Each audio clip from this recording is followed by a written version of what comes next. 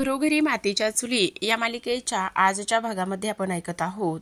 आता जो मनोहर आहे तो हात जोडून कोर्टाकडे विनंती करत असतो, नाही जज साहेब, मला शिक्षा देऊ नका, मला माफ करा, मी हे सगळं एका बाईच्या सांगण्यावरून बोललो होतो। आता ही गोष्ट कोर्टामध्ये पसरलेली असते, सगळेजण चर्चा करायला लागलेली असतात। तेव्हा जज साहेब म्हणत असतात, प्लीज शांत व्हा, शांत व्हा।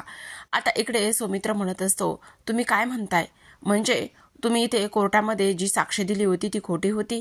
तर जज साहेब म्हणताय, तुम्हाला कळतंय का, तुम्ही खोटं बोललात आणि ह्या खोटं बोलण्यामुळे शिक्षा सुद्धा होऊ शकते।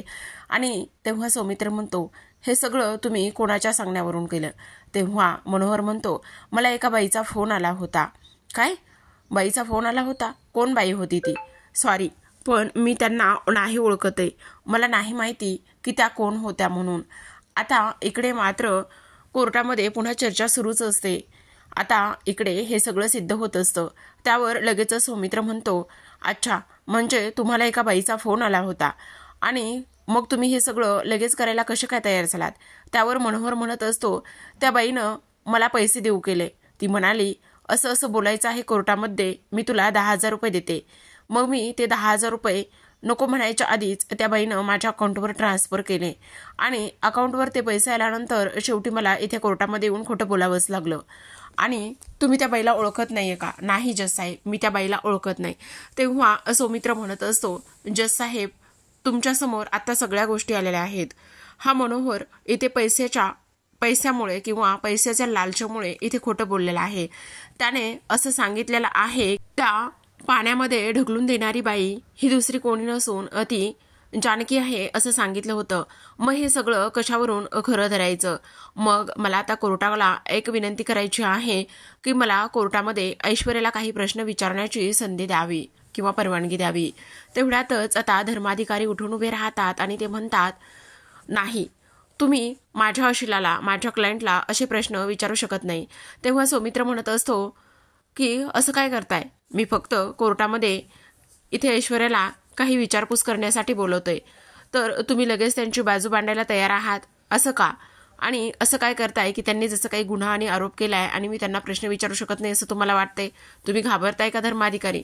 तेव्हा धर्माधिकारी म्हणत असतात, नाही, अजिबातच हे असं होऊ शकत नाही। आता बराच वेळ सौमित्र आणि इकडे जे काही वकील आहेत धर्माधिकारी, ते दोघांमध्येच वाद सुरू असतात। आता इथे सौमित्र म्हणत असतो, तुम्हाला असं वाटतंय का की हे सगळं मुद्दामून होतंय? म्हणजे तुम्ही ह्या सगळ्या गोष्टी असं का करताय? हे असं कसं म्हणू शकता? मनोहरने ज्या बाईचं नाव घेतलंय ती ऐश्वर्या रणदिवेच आहे म्हणून। तेव्हा सौमित्र म्हणतो, मी असं कुठे म्हणालोय? तुम्हीच आत्ता म्हणताय, मी असं काही एक म्हणालो नाहीये। पण मनोहरनी आता जी साक्ष दिलेली आहे, मी आता स्पष्टच सांगतो, मला असं वाटतंय मनोहरनी ज्या बाईचं नाव घेतलेलं आहे किंवा ज्या बाईचा शब्द काढलाय त्यावर ऐश्वर्यानेच मनोहरला फोन केला नसेल, कशावरून? तेव्हा इथे धर्माधिकारी म्हणत असतात, हे बघा, तुम्ही असं नाही बोलू शकत। तेव्हा सौमित्र म्हणतो, मनोहरनी आतापर्यंत जानकी रणदिवे यांच्या विरोधात साक्ष दिली होती, तर आत्ताच्या ह्या बोलण्यावरून ती साक्ष तरी आपण ग्राह्य धरू शकत नाही। आणि आत्ताच्या साक्षीवरून हे सिद्ध होतंय की मनोहर हा खोटं बोलतोय आणि जानकी रणदिवेमध्ये त्यांनी त्या व्हिडिओमध्ये पाहिलेल्या जानकी रणदिवे ह्या नव्हत्या। आता इकडे धर्माधिकारी म्हणत असतात, नाही, तुम्ही असं इथे ऐश्वर्याला बोलवून प्रश्न विचारू शकत नाही। तेव्हाच आता इकडे सौमित्र म्हणतो, का नाही विचारू शकत? नक्कीच प्रश्न विचारू शकतो आणि मला प्रश्न विचारण्यासाठी पूर्ण अधिकार आणि पूर्ण हक्क आहे। आता मला कोर्टाला एक विनंती आहे की प्लीज मला त्यांनी इथे ऐश्वर्या रणदिवे यांना काही प्रश्न विचारण्याची परवानगी द्यावी। तेव्हाच आता लगेचच कोर्टाकडून इथे आदेश देण्यात आलेले असतात की तुम्ही इथे ऐश्वर्यांना विचारू शकता प्रश्न। आता लगेचच मनोहर तिथून निघून गेलेला असतो, तर त्या ठिकाणी आता ऐश्वर्या येणार असते। ऐश्वर्याची तर अगोदर चांगलीच पाचावर बसलेली असते। ऐश्वर्या जेव्हा इकडे येते आणि ऐश्वर्या तिथे आल्यानंतर आता मात्र इकडे सगळ्यांना आनंद झालेला असतो। जो सौमित्र तेव्हा सारंग जो आहे तो तिच्याकडे रागानेच पाहत असतात। आता ऐश्वर्याचे आतापर्यंतचे जे काही कटकारस्थान आहेत ते कट कारस्थानं ह्या रणदिवे कुटुंबांना चांगलेच माहिती असतात. पण रणदिवे कुटुंबांना आता माहिती असताना आता मात्र सौमित्र काही शांत बसत नसतो. सौमित्र आता ह्या सगळ्या गोष्टी कोर्टामध्ये आणण्याचा तो प्रयत्न करत असतो, कारण ऐश्वर्याचं वागणं हे मात्र खूपच चुकीचं असतं. तर आपण आता इकडे दुसऱ्या बाजूला पाहतो की आता इथे जी सुमित्रा आहे ती देवदर्शनाला गेली होती आणि ती परत आलेली असते. आल्याबरोबर घरातील सगळे व्यक्ती कुठे गेले असं म्हणत असते. तेवढ्यातच आजी समोर येतात आणि सगळेजण कोर्टात गेलेले आहेत. अशा अचानकच हो काय आहे ना, आज कोर्टाची तारीख आहे आणि आज सगळे तिकडे गेलेले आहेत असं इथे ती सांगते. तेव्हा लगेचच आता इकडे सुमित्रा म्हणत असते, काय आहे ना, जानकीने जे कुंकू दिलं होतं ते मी देवीच्या पायावर चढवलं आणि जानकीने दिलेलं कुंकू देवीच्या पायावर चढवल्यानंतर तुला एक गोष्ट सांगू आई, आता सगळं काही व्यवस्थित होणार आहे. बघ कोर्टामध्ये मला खात्री आहे की कोर्टामध्ये जानकी नक्कीच निर्दोष सुटेल. बघ अगं कोर्टामध्ये जानकी निर्दोष कशी सुटेल हे काही असं होणार नाहीये. का नाही अगं आई, तू अजून सुद्धा जानकीच्या विरोधात कशी काय बोलू शकतेस? अगं मी जानकीच्या विरोधात बोलण्याचा काही एक संबंध नाहीये. पण तुला एक गोष्ट सांगू का, सगळ्यात महत्वाची म्हणजे हे बघ आता जर जानकी निर्दोष सुटायला हवी असती तर इथे तिची आई सापडायला हवी होती ना. मग मला सांग, तिची आईच जर सापडली नाही तर इथे जानकी कसं काय निर्दोष सुटू शकते असं इथे आता आजी बोलत असतात. तेव्हा आता इकडे तू अशी देवाकडे प्रार्थना करायला हवी होतीस की इथे जानकीची आई सापडू देत. जानकीची आई सापडली असती तर तुझी सून इथे निर्दोष सुटली असती. ही सुद्धा तेवढीच महत्वाची गोष्ट आहे असं तुला वाटत नाही का ग, असं आता इथे ते बोलत असतात. आता ह्या सगळ्या गोष्टी बोलल्यानंतर इकडे मात्र सुमित्राला खूपच टेन्शन आलेलं असतं. सुमित्रा विचार करत असते की असं व्हायला नकोय. काही जरी झालं ना तरी सुद्धा माझी जानकी निर्दोष आहे आणि ती सुटायलाच हवी असा इथे आता ती विचार करत असते. पण इकडे आजींचं बोलणं मात्र इथे सुमित्राच्या मनाला खूप लागलेलं असतं. तर आपण आता इकडे कोर्टामध्ये वळूयात. आता ऐश्वर्या कटघऱ्यामध्ये येऊन उभी राहिलेली असते. आता ऐश्वर्या कटघऱ्यामध्ये उभी राहिल्यानंतर इकडे ती सौमित्रचे विचारपूस सुरू असते. सौमित्र तिला प्रश्न विचारायला लागत असतो. तो म्हणत असतो, तुम्ही कोण? तेव्हा ती म्हणत असते, मी ऐश्वर्या रणदिवे. तेव्हा इकडे आता ऐश्वर्याला विचारण्यात येतं की तुम्ही मनोहरला कसे काय ओळखता? तेव्हा ती म्हणते, काही संबंध नाहीये, मी मनोहरला ओळखत नाहीये. तो कोण आहे काय आहे ह्या गोष्टी मला अजिबात माहिती नाहीयेत. आता इकडे मात्र असं विचारल्यानंतर लगेचच सौमित्र म्हणतो, बरं ठीक आहे, तुम्ही मनोहरला ओळखत नाही ही गोष्ट आपण मान्य करूयात. पण इथे समोर तुमच्या एक व्यक्ती, एक बाई उभी आहे, तिला तुम्ही ओळखता का? म्हणजे तुमचं आणि तिचं नातं काय? तेव्हा ऐश्वर्या म्हणतच, खरं तर हिचा आणि माझा काडीचाही संबंध नाहीये. पण दुर्दैवाने मी ते रणदिवे कुटुंबामध्ये लग्न करून गेले आणि तेव्हा तिथे गेल्यानंतर जो काही संबंध आहे तो मी इथे तुम्हाला सांगते. तेव्हा लगेच सौमित्र म्हणतो, हा मग सांगा ना. खरं तर माझ्या नवऱ्याच्या दीराची ही बायको आहे असं इथे ती बोलत असते. अच्छा मग असं आहे, तर मग मला एक गोष्ट सांगा, आता तुम्ही कुठे राहता? म्हणजे तुम्ही इथे रणदिव्यांकडे राहता का? तेव्हाच इकडे आता ती म्हणत असते, नाही मी आता माझ्या माहेरी राहते. का माहेरी का राहताय तुम्ही? हे बघा, तुम्हाला असं वाटतंय का की तुम्हाला ह्या सगळ्या गोष्टीतलं काहीच माहिती नाहीये आणि माहिती नसल्यासारखं तुम्ही असं बोलताय? त्यावरच हे माझं पर्सनल आयुष्य आहे. तुम्ही मला ह्या अशा गोष्टी हे सगळं काही असं इथे विचारू शकत नाही, समजलं? तेवढ्यातच आता इकडे धर्माधिकारी उठून उभे राहतात आणि म्हणत असतात, माझ्या अशिलाला असे हे प्रश्न तुम्ही विचारू शकत नाही, प्लीज शांत व्हा. तेवढ्यातच आता इकडे जज साहेब म्हणत असतात, ॲडव्होकेट सौमित्र, तुम्ही इथे केसशी संबंधित आणि त्या संदर्भामध्ये रिलेटेड असे प्रश्न विचारा. तेव्हा लगेच सौमित्र म्हणत असतो, हो मिलाड, मला लक्षात आहे काय बोलायचं आणि काय नाही ते. हे सगळं बोलून मी माझ्या केसकडेच वळणार होतो. पण ठीक आहे, आता मी ऐश्वर्याला थेटच विचारतो की इथे ज्या दिवशी श्रावणी सोमवार होता, ज्या दिवशी इथे लताबाईंना पाण्यात ढकललं गेलं, तेव्हा ऐश्वर्या रणदिवे कुठे होत्या? बोला ऐश्वर्या रणदिवे, तेव्हा तुम्ही कुठे होतात? तेव्हा लगेचच ऐश्वर्या म्हणते, कुठे होते म्हणजे काय? मी माझ्या घरी होते असं इथे ती बोलत असते. खरं तर मला ऐश्वर्याला तेच प्रश्न विचारायचे होते, पण इथे काय आहे ना, त्यामुळे बऱ्याच गोष्टी उलगडल्या असत्या.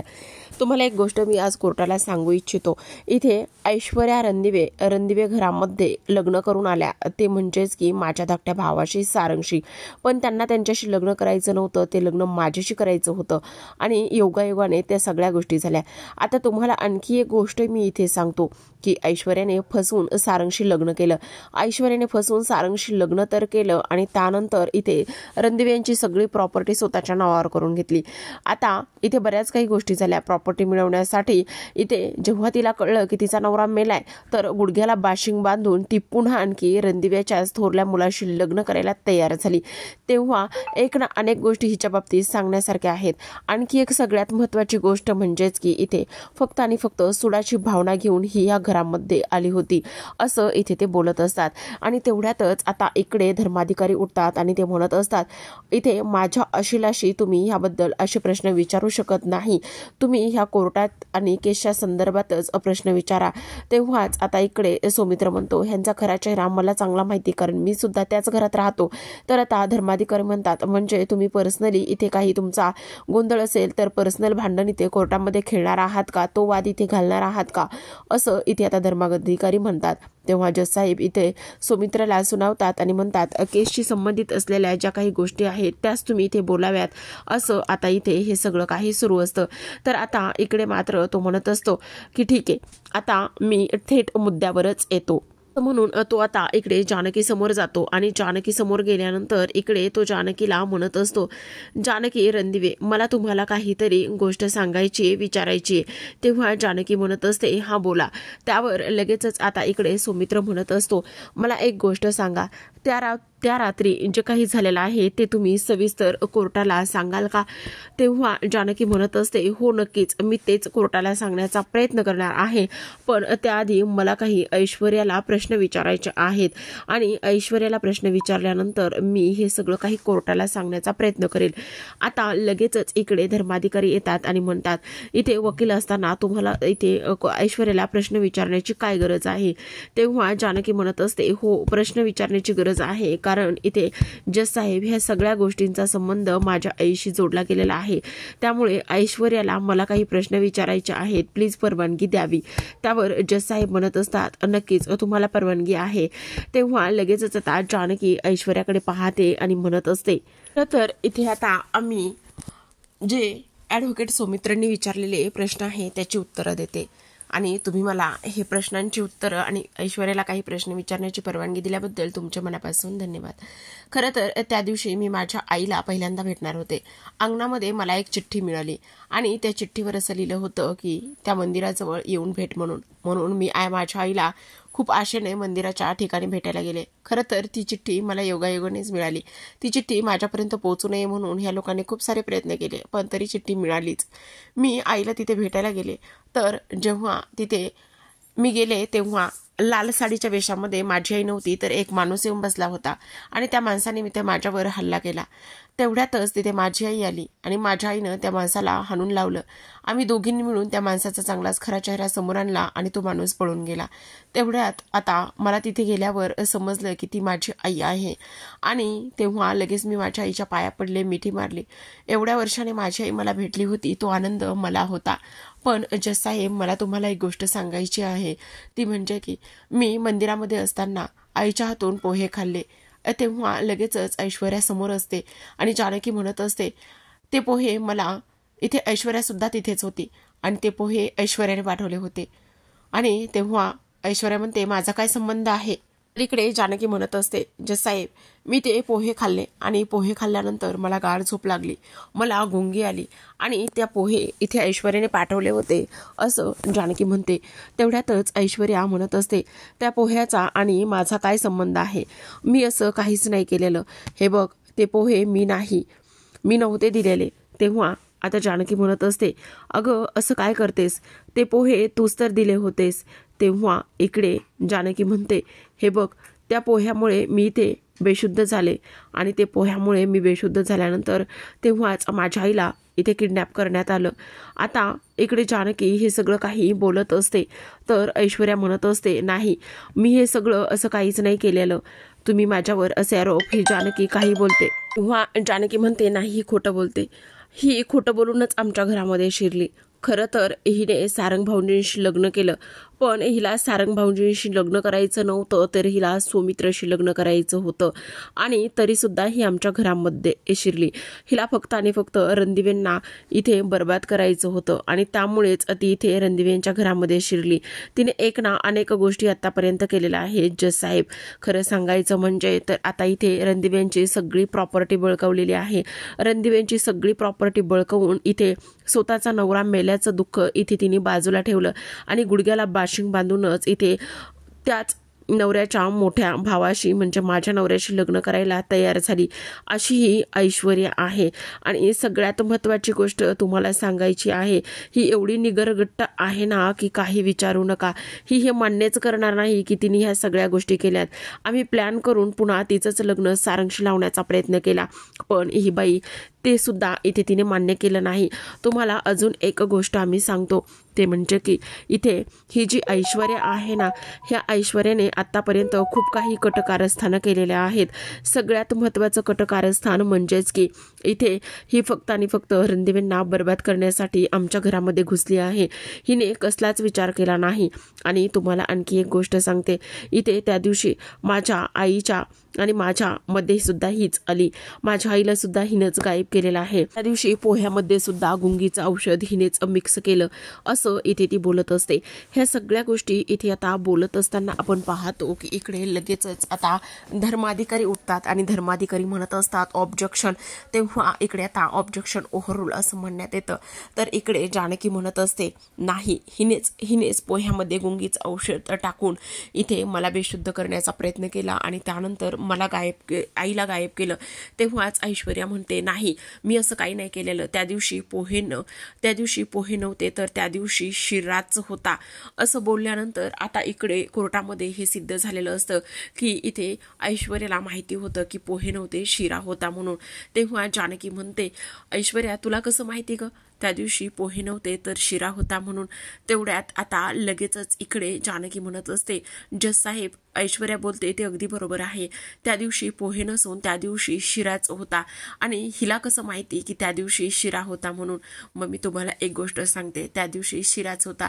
जेव्हा इथे मी माझ्या आईला भेटले आणि मी माझ्या आईला भेटल्यानंतर इथे मी माझ्या आईच्या हातून शिरा भरवला आणि तिने मला शिरा भरवल्यानंतर मी बेशुद्ध झाले. जज साहेब, मी बेशुद्ध झाल्याबरोबरच इथे आता ही आई जी आहे ती ह्या ऐश्वर्यानं गायब केलेली आहे. तर इकडे आता सौमित्र म्हणत असतो दूध का दूध और पाणी का पाणी अभी इथे समज में आया और सामने आया. तेवढ्यातच आता इकडे धर्माधिकारी म्हणतात, ते म्हणत असतात आता कोणालाही साधी गोष्ट इथे कळेल की काही जरी झालेलं असलं तरी सुद्धा इकडे मात्र एक गोष्ट महत्त्वाची आहे आणि ती म्हणजे की इथे श्रावणी सोमवारात गोड प्रसाद म्हणून शिराच असतो. एवढी साधी गोष्ट माहिती आहे ना. तेव्हा आता इकडे मात्र ऐश्वर्या शांत बसलेली असते, पण इकडे सौमित्र म्हणत असतो नाही जज साहेब, इथे तुम्हाला मला आणखी काहीतरी सांगायचं आहे. ऐश्वर्या खरं बोलते, त्या दिवशी शिरा होता आणि माझी अशील इथे जानकी खरं बोलत आहे की त्या दिवशी शिऱ्यामधून जे गुंगीचं औषध दिलं गेलं होतं ते ऐश्वर्याचं दिलं गेलं होतं. आणि तेव्हा इकडे आता ऐश्वर्या म्हणते नाही, माझ्यावरती हे असले आरोप करायचे नाही आहेत. त्यावर आता सौमित्र म्हणत असतो आत्ता तुमच्या एक गोष्ट लक्षात आलेली असेल, हे म्हणजे की इथे जानकी रणदिवेवर जे काही आरोप इथे केले होते, मनोहरची साक्ष आणि तेव्हा इकडे ऐश्वर्याने सांगितल्या ह्या गोष्टी, त्यामुळे हे सिद्ध होतंय की माझ्या अशिलाने इथे कुठलाही गुन्हा केलेला नाहीये किंवा कुठलंही पाप तिने केलेलं नाहीये. त्यामुळे तुम्ही एकदा ह्या सगळ्या गोष्टी तपासाव्यात असं सौमित्र म्हणत असतो. हिनेच इथे आता जी जानकी आहे, जानकी रणदिवेंच्या आईंना हिनेच पाण्यामध्ये ढकलून दिलं आणि हिनेच पाण्यामध्ये ढकलून दिल्यानंतर हिला कठोरातली कठोर शिक्षा देण्यात यावी, कारण हिने आतापर्यंत खूप काही गुन्हे इथे केलेले आहेत असं इथे सौमित्र बोलत असतो. तर आपण प्रेक्षकांनो इकडे आता दुसऱ्या भागामध्ये म्हणजे उद्याच्या भागामध्ये पाहत आहोत. आता इकडे जानकी आणि ऋषिकेश म्हणत असतात, आपण आता विजयाच्या उंबरठ्यावर येऊन पोहोचलेला आहोत. विजय आता आपल्याला लवकरच मिळणार आहे असे इथे तो बोलतो. ह्या सगळ्या गोष्टी बोलल्यानंतर इकडे मात्र आता सौमित्र म्हणत असतो, आता जे काही पुरावे आहेत ते कोर्टामध्ये एकदा का सादर केले की मग ऐश्वर्याची बोलतीच बंद होणार आहे. मी आता उद्या कोर्टामध्ये असे पुरावे सादर करणार आहे जेणेकरून हे सिद्ध होईल की ह्या जे काही गोष्टी झालेल्या आहेत त्या खूपच जास्त चुकीच्या आणि त्याचबरोबर हे सगळं ऐश्वर्याने केलेलं आहे. तर आता इकडे ऐश्वर्या म्हणत असते, आपल्याला ह्या सगळ्या गोष्टीमधून इथे वाचायचं असेल तर आता आपल्याला तेच करावं लागेल. तेव्हा इथे सयाजी काका म्हणत असतात, काय करावं लागेल? तेव्हा आता प्रेक्षकांनो आपण पाहतो की ऐश्वर्या खूप मोठं टोकाचं पाऊल उचलते. सौमित्र आणि अवंतिका संध्याकाळी बाहेर पडलेले असतात. तेव्हा सयाजी, ऐश्वर्या आणि त्याचे गुंड इथे सौमित्राची अडवणूक करतात आणि सौमित्राला अडवल्यानंतर इकडे अवंतिका बाहेर येते. सौमित्राला इथे ते मारायला सुरुवात करतात आणि तेव्हा अवंतिका म्हणत असते, सोमी, आणि तेव्हा सयाजी अवंतिकाच्या डोक्यावरच बंदूक ताणून धरत असतो. अवंतिकाच्या डोक्यावर बंदूक ताणून धरल्याबरोबरच आपण पाहतो की आता सयाजी काका म्हणत असतात, आता तू हिला वाचवायचं आहे ना, तुला हिला तर वाचून दाखव. तेव्हा ऐश्वर्या सौमित्राला म्हणत असते, जर तुला ही पाहिजे असेल तर जे माझ्या विरोधामध्ये पुरावे आहेत ते सगळे पुरावे मला द्यायचे, समजलं, आणि मगच तू हिला घेऊन जाऊ शकतोस, असं आता इकडे ऐश्वर्या सौमित्रला म्हणत असते. तर आता प्रेक्षकांनो इथे अवंतिका आणि सौमित्रला इथे सयाजी आणि ऐश्वर्याच्या तावडीतून ते कसे बाहेर पडतील आणि कसं कोर्टामध्ये उद्या जाऊन इथे जानकी निर्दोष आहे हे सिद्ध करतील, पाहूयात उद्याच्या भागामध्ये. तोपर्यंत तुम्ही चॅनलला नक्की सबस्क्राईब करा. चॅनल सबस्क्राईब करा, बेल आयकॉन प्रेस करा आणि ऑलवर क्लिक करून पाहत राहा घरोघरी मातीच्या चुली.